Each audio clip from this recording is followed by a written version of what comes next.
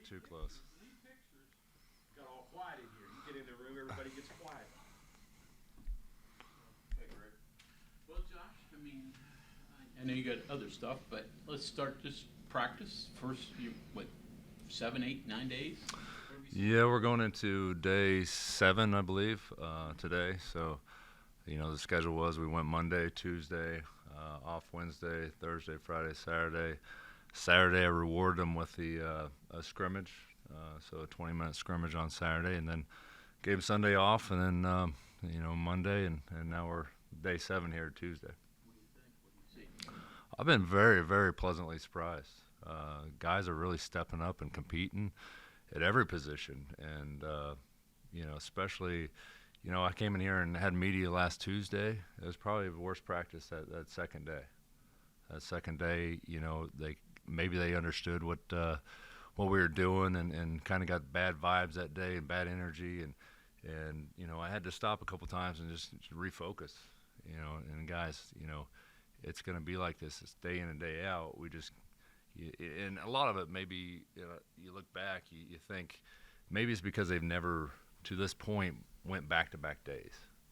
And so I thought, maybe that was the reason. And, we had Wednesday off, kind of refocused. And then Thursday, Friday, Saturday was great. We didn't have those same issues. So we carried over and really brought the energy. Where are you getting better, and who's starting to make some strides? Where we're getting better is probably just, you talked about, last time in the media, we talked about, our chemistry and learning how to play off each other, knowing your personnel, those type of things. And I think guys are starting to understand what other guys can do.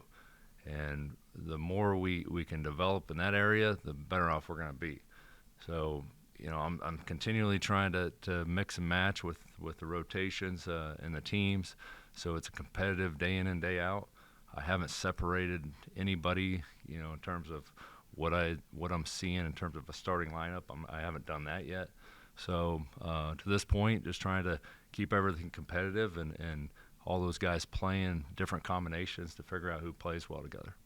How about handling the ball? I know last couple of years, particularly in preseason, turnovers have been an issue. How's that been? It's been good. We certainly – Jeremiah's had his issues trying to learn everything, and he's a young point guard. We talked about the fact that he hasn't played a game of college basketball yet, so he certainly had his issues. But I was so pleasantly surprised when he was running the point there in that 20-minute scrimmage on Saturday. He was 4 assists, no turnovers. So he stepped up. We've been on him day in and day out, and we got great guys to mentor him. Jordan's been a point guard. All those other guys on his staff, really can get in his ear and kind of show him the ways. So I've been pleasantly surprised with how those relationships are going, and he's carrying some of that over. Now, I've told him, Jeremiah, I said, you can, the biggest impact you're going to have from day one is probably going to be on the defensive end. So as long as you can be salvageable on the offensive end and not be a detriment, you're going to play. Do you guys have a secret scrimmage this year? Yeah, we do. Okay, so I'm just kind of wondering, because of the Italy trip, that kind of changed plans a little bit. And so, and even like the scrimmage coming up on Friday, the secret scrimmage and then the charity thing.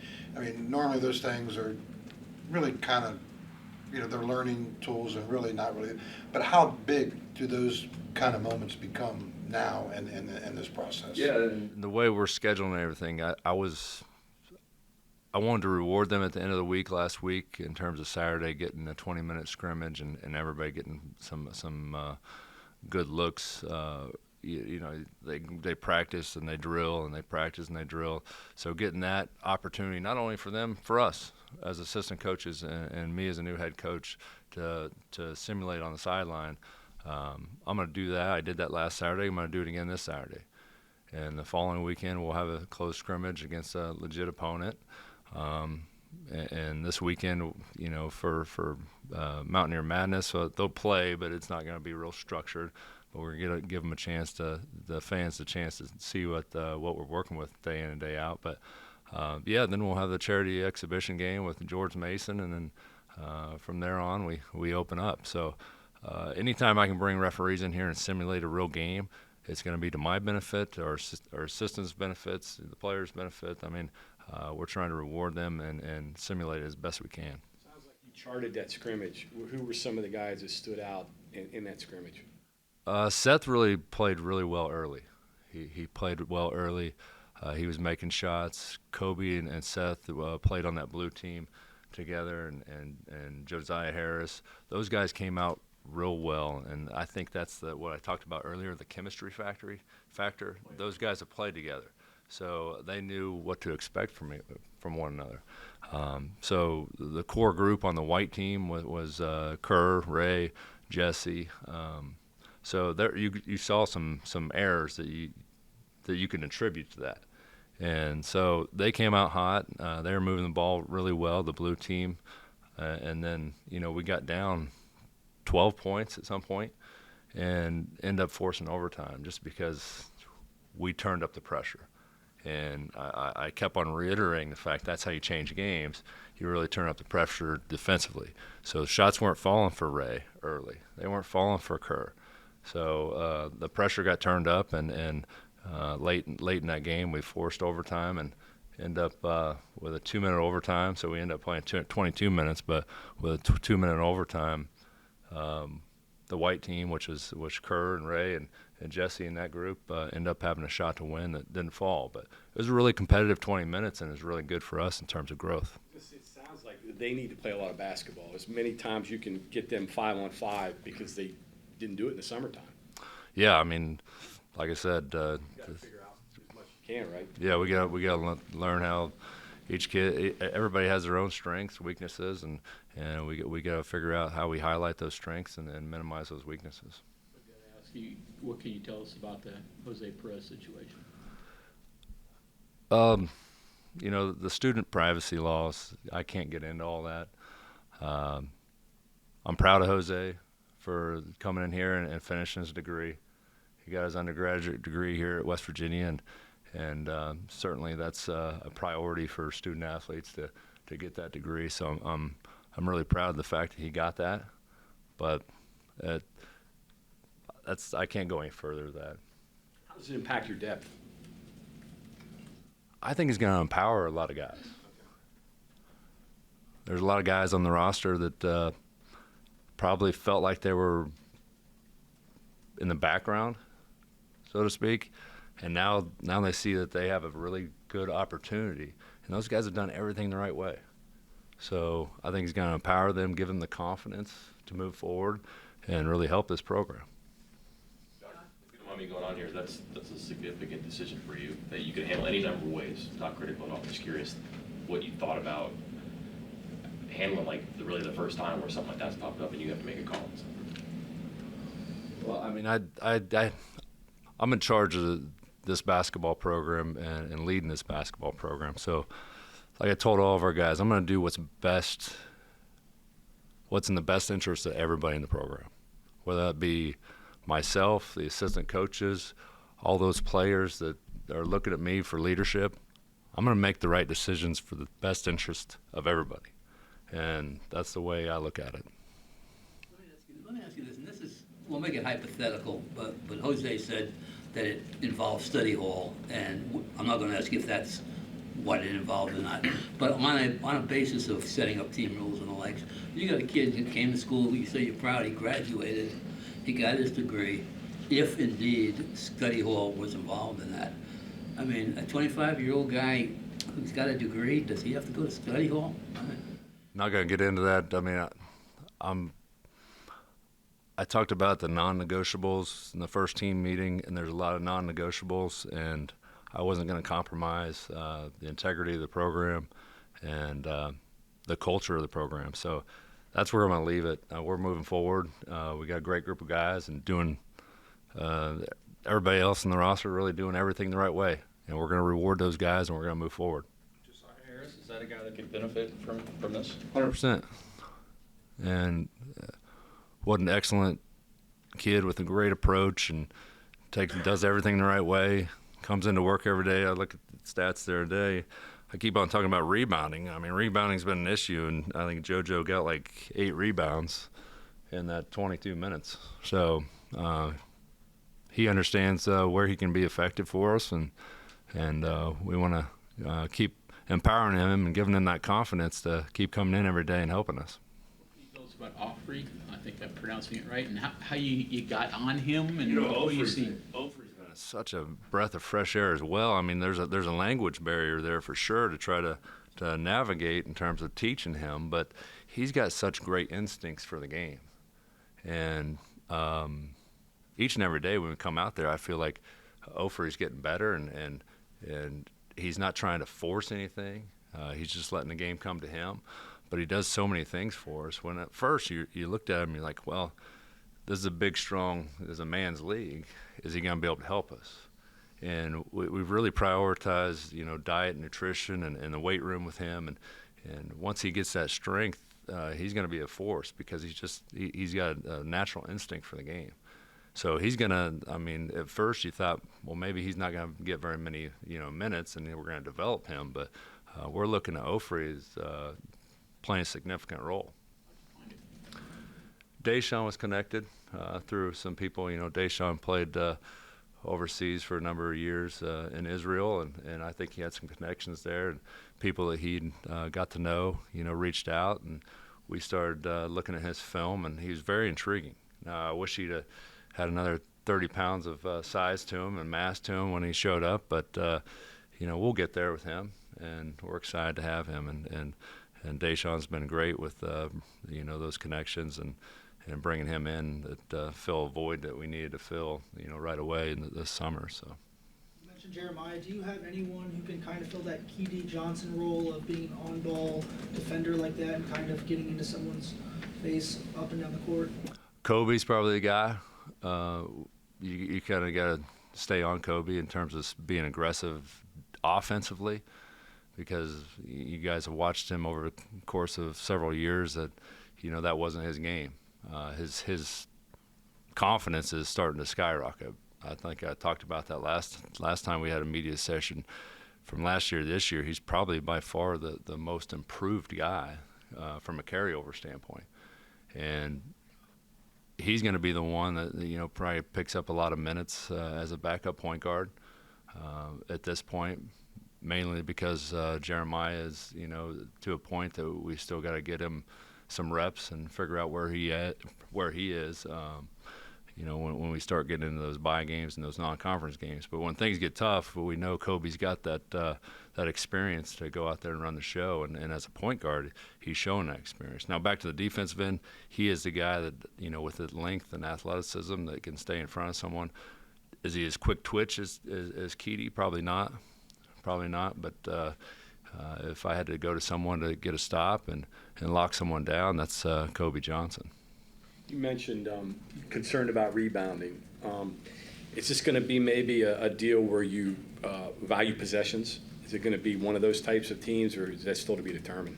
Still to be determined. I mean, we got to throw ourselves out against a real opponent. You look at rebounding and especially in a close scrimmage. How do you compare against yourself? So we need to run up against somebody and figure out whether rebounding is a legitimate issue. We certainly can try to foreshadow that being an issue and drill it each and every day, but we might come back from a close scrimmage and heck, we're a lot better rebounding team than we thought, but we have this other issue that kind of pops up.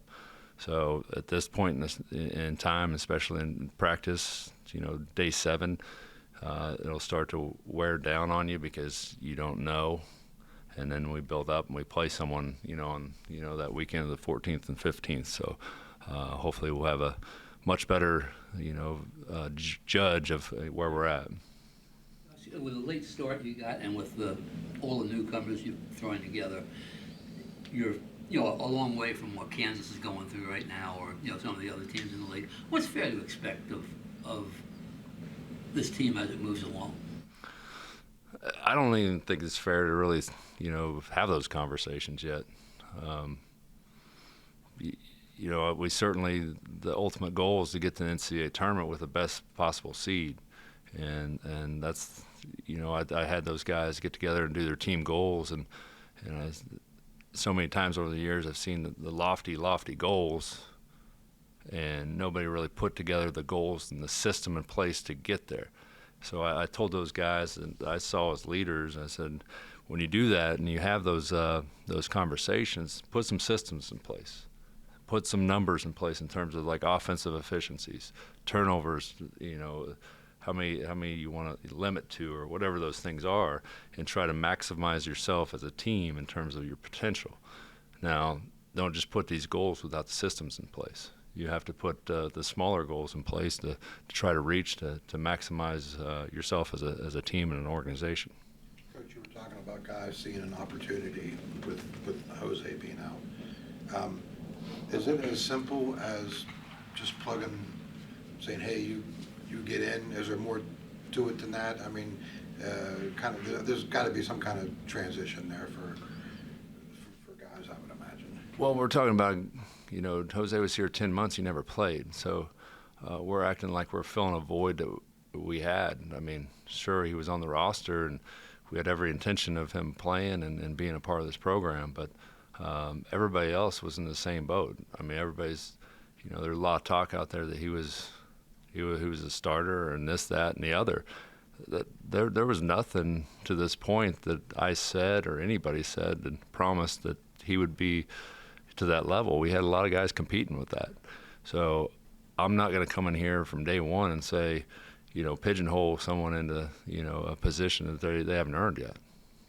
Another question that you're going to have to answer until the decision's made, but Raequan, anything new? You hear anything at all? No, nothing yet. So we're just patiently waiting, and Raequan's been, certainly it weighs heavy on everyone, but certainly weighs heavy on him, and I have personal conversations with him every day in terms of how to handle it and keep your head on straight, and he's just a special kid, and I can't wait till you guys dig into his story and get to know him, because he's someone that Mountaineer Nation can really gravitate towards and adopt as one of their own, and I think you all love him.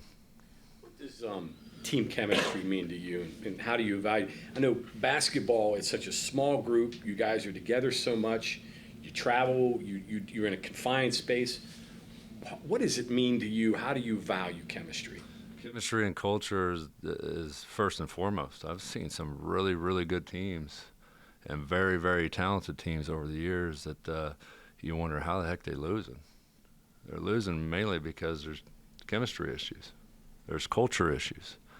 And then you look at the flip side of that. You see a lot of teams that probably don't have nearly the talent that they're beating people because of their chemistry and their culture. And everybody's bought into the program. Everybody's bought into the staff.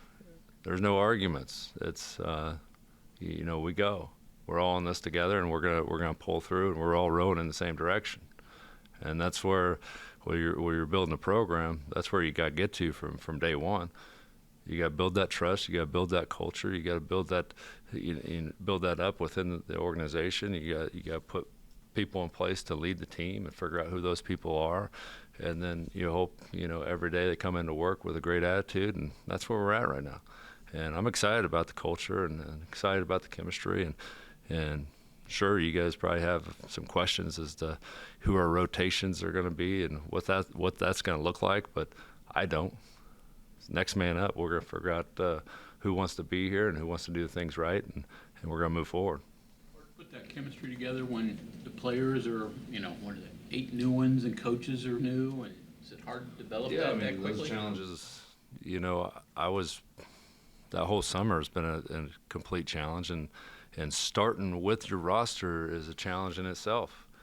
And we talked about it before. I mean, I have good relationships with everybody on my staff, and I do. They haven't worked together before, though.